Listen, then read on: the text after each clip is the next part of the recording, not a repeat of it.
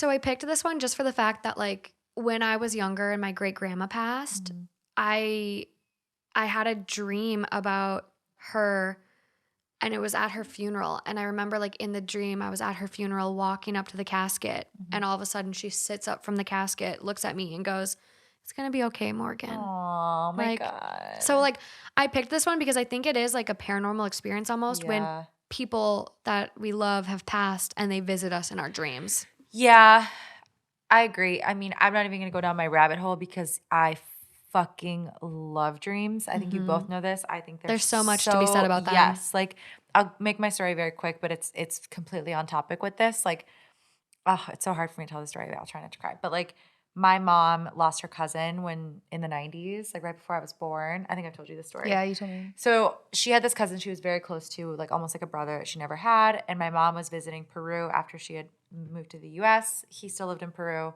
His name was Richard. He lived in like the jungle, so he had to take a small plane to get to Lima, Oh wow. where my mom was. He was like a maybe like a marine biologist, something like that. He had to be like in the jungle. And my mom was like, I'm in Peru. I'm here for a few more weeks. You have to come visit me. Like, I'm here from the US. I only come once a year or whatever. And so he was like, okay, I'll try. I'll try. And so he gets on a small plane to come back to Lima. So this is the 90s. It's like 93, 94.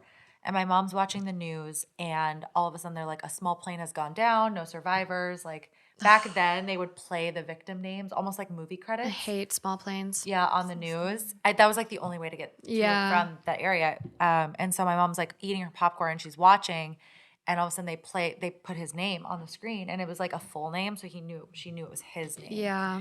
And she is like just said like it felt like someone like took her voice box, like she couldn't talk because she was like, oh my God, like her guilt ridden because she like begged him to come back, Mm. got on a plane, the plane died, no survivor, or plane went down, no survivors.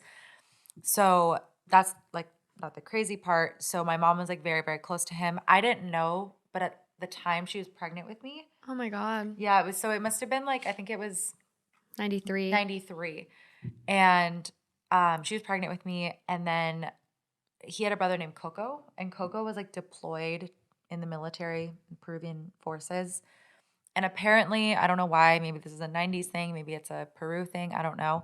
They didn't notify him of his brother's death because something about They didn't really, it was hard to find next of kin, it especially if he was it wasn't deployed. that though, but it No. could have been, but what I was told is that it would make him too mentally like emotionally unstable in the field. So they Mm. didn't want to like rock him when he's like armed with Deployed. Yeah.